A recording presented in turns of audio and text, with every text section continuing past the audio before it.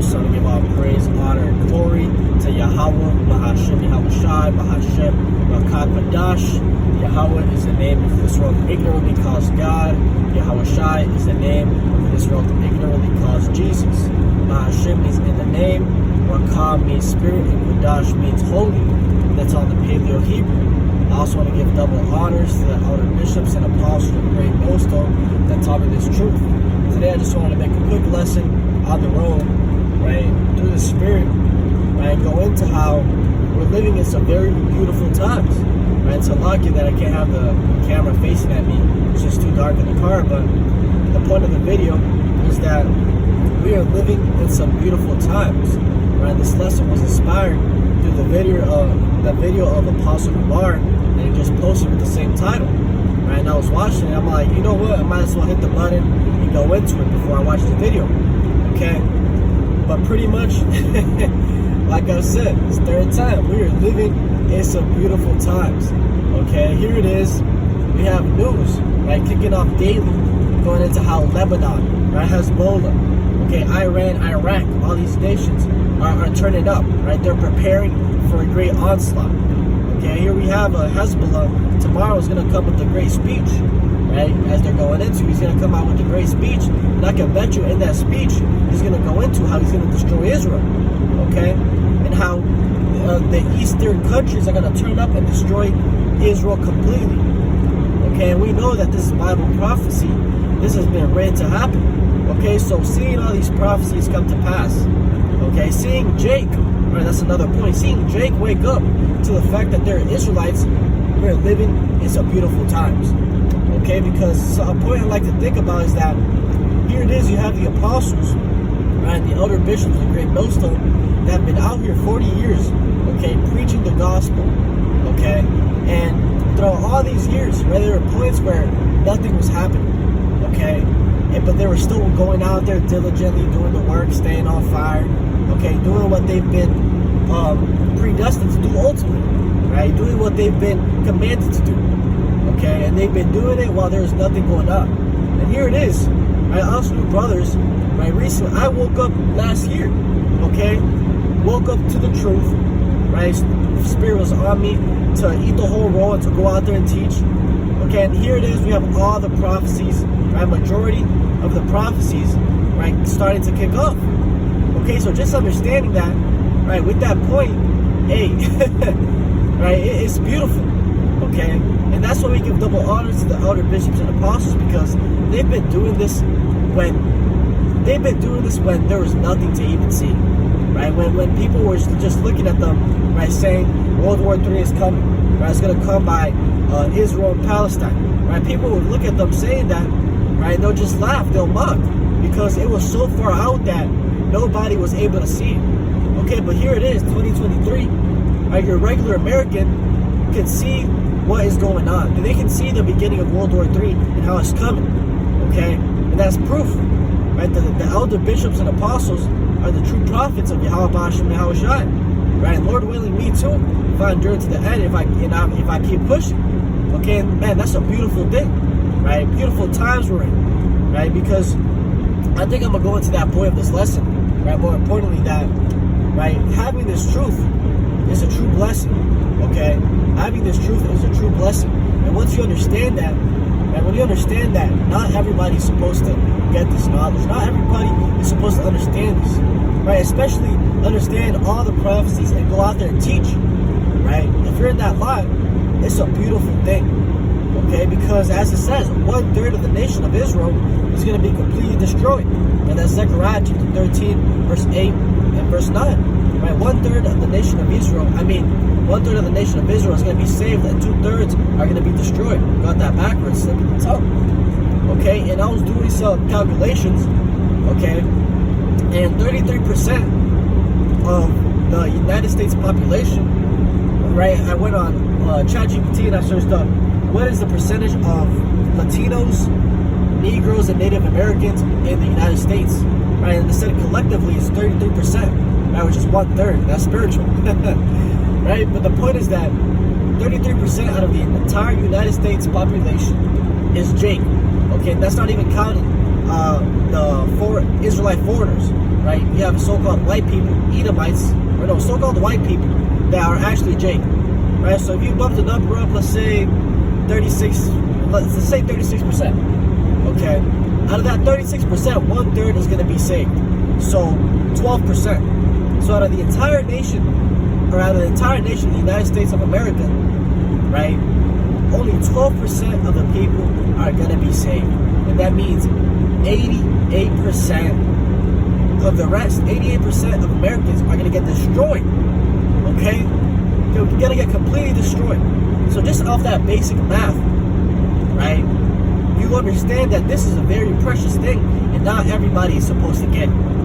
Okay, when you run the math like that, you realize the mentality that the majority of people are going to have towards you, right? Look down upon you, mock you, think you're crazy. That's exactly what the scripture said was going to happen, right? How we were going to be persecuted for the truth's sake, right? Exactly how Yahushua was persecuted, we are going to get persecuted because the servant is not greater than the master, right? So when you put all of that in perspective, right? Romans chapter 11 verse 7 kicks into play, right?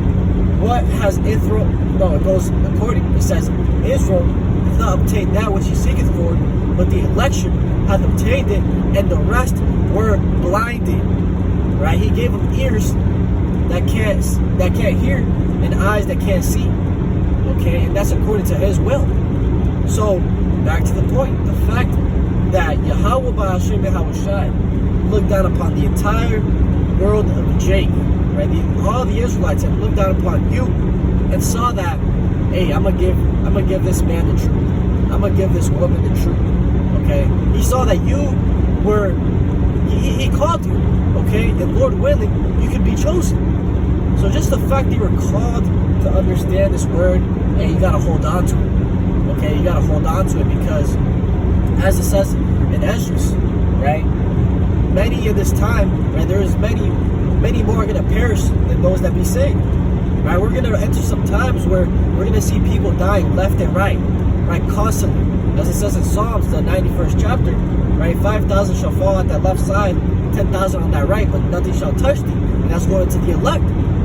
Okay, as it says, right? In that day, right? You shall be sorrowful, right? And pretty much be in distress, but my servants shall rejoice, right? And have abundance.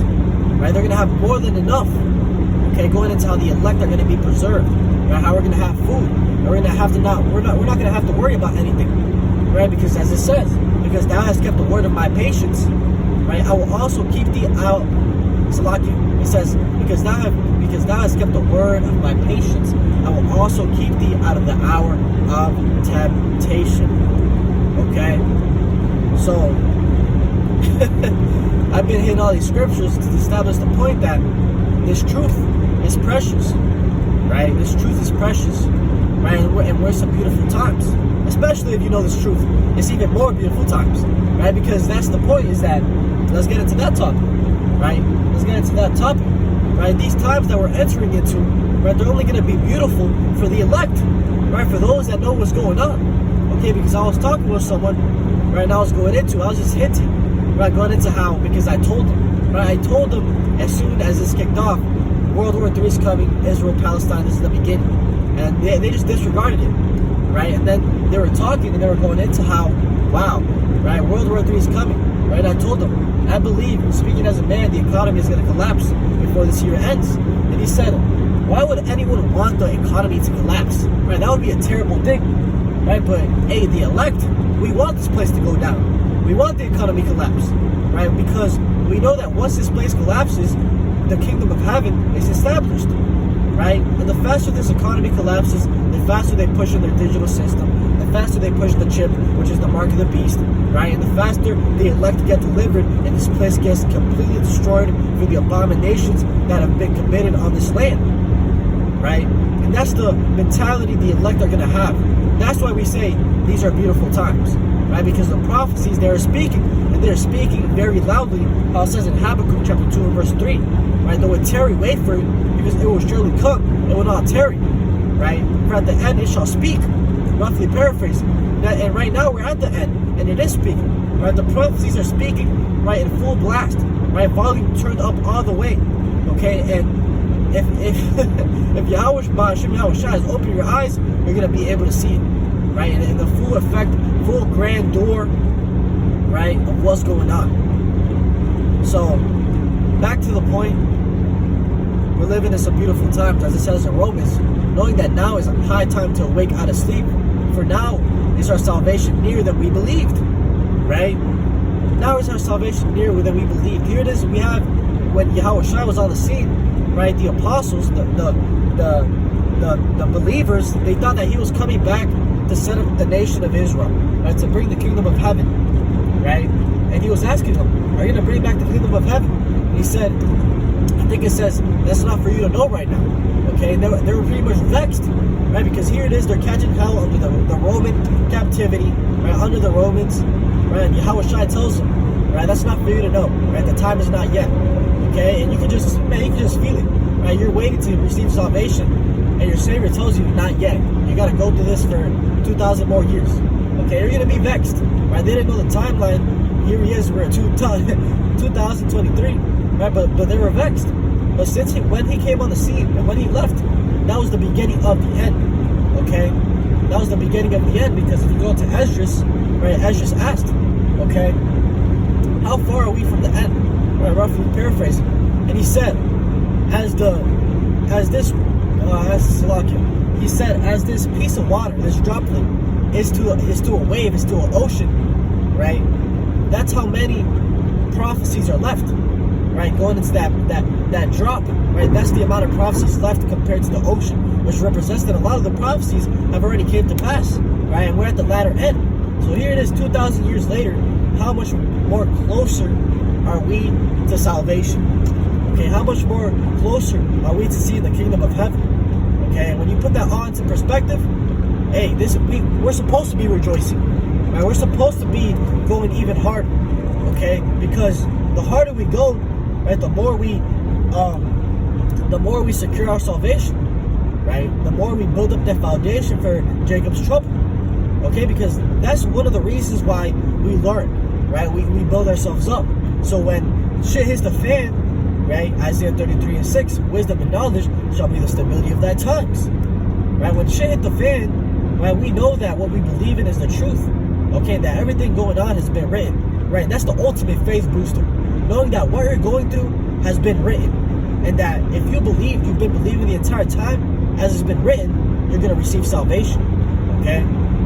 So the only way out of this, the only way to keep on pushing, or the only way out of this situation, is to have faith, right? I made a video going into that, how these people, hey, they don't got solutions, right? Only the elect are going to have the true solution to this coming problems that we're going to come across, right? And that solution is faith, right? Faith in Yahweh Ba'ashem, Yahweh Shai, the true names, not Yahweh, not Jesus, not Yeshua, okay, Jehovah, Yahweh, what Yahweh Shai, okay, the name of the Father, Yahweh, the name of the Son, Yahweh Shai. Those are the only names that are gonna grant you salvation, right? Acts 4:12. Yahweh Shai is the only name that's gonna grant you salvation. Okay, so let's see what happens. Right here it is. We have it in the United States of America. Through the Spirit, here it is. They're coming with that anti-Sem, right? Anti-Sem narrative, going into how all these Palestinians, these people, there's more anti-Sem attacks on the world. We gotta watch out, right? Because there's more attacks coming. And when they say that, that means they're up to something, right? Through the Spirit, right? There's gonna be another great event, right? Bigger than 9/11, okay? Because we know that these devils, right? That would be the perfect catalyst to bring in the famine of the word, right? That anti-Sem narrative, okay? Because here it is, they ramp up anti-Sem. Here it is, the stage of false attack, right? Another 9/11, and they blame it on the Palestinians. They blame it on anyone. And they say that, oh, if anyone comes against these people, right, the JOOs, right, the imposters, right, you're gonna get jailed, right? Because this event, right, is gonna bring in that mass cancellation of freedom of speech, right? The government, hey, they're gonna shut down on anyone that's going against those small hatters. Okay, and through the Spirit, I believe that's what's going to happen. I'm going to say it one more time, right? That on the news, right? Which all they're doing is controlling the narrative. They're coming with the narrative of the JOOs are getting attacked, right? Anti-Semitic attacks, okay? And through the Spirit, I believe that they're going to stage some sort of attack greater than 9/11, right? To bring in that lockdown, that persecution against anyone that comes against the JOOs, right? And what that would do is that it would kill two birds with one stone, right? It would bring in the famine of the word, because the prophets, we're not going to be out there professing the word, right? We're going to get jailed, right? We're going to get persecuted for the word, because the words we speak, right, are against these people, are against this government, okay? It's sedition. So, as I was saying, it would kill that bird, and the other one, it would kill is mass lockdowns, right? It would bring in that chaos, okay? It'd bring in pretty much a wave of people rioting, okay? That would be, the economy would pretty much collapse with an attack like this, and that would be perfect for them to bring in the new system, and from there, right? You know the story from there. Digital system, Mark of the Beast chip, and before they reach the fullness of their sufficiency, they shall be in straits, like it says in Job, right? Yahushua is going to come back. So that's what I believe is going to happen, because through the Spirit, right, we can tell that this is not going to die down, right? This is the beginning of woes, the beginning of the end, and the beginning of World War III. We're right there. Okay, so if we see World War III starting to kick off, that means the chip is right around the corner, and they need to come in with that big attack, right? It might be cybernetic, right? A blackout, and who knows what it is, but something is coming, and everybody feels it. Okay, and all we have to do is have faith, stay locked in, believe in the name of Yahweh, Hashem, Yahushai, right? Do as we've been told, follow the law, statutes, and commandments to the best of your ability, right? Faith without works is dead, so faith that works. And hey, you should receive salvation if your heart is sincere, right? You're part of being meek, humble, lowly, right? You should receive salvation, okay? That goes for the 1/3 of the nation of Israel. So hopefully this is edifying. I just wanted more of a spiritual rant. It's just scriptures off the top, what I can remember. But hopefully this is edifying. With that, I want to give all praise, honor, and glory to Yahweh, Bahashem, Yahushai, Bahashem, Rakak, Dash, and double honors to the outer bishops and apostles of Great Mills and the top of his truth. Shalom to you, like Shalom. Stay on point, brothers.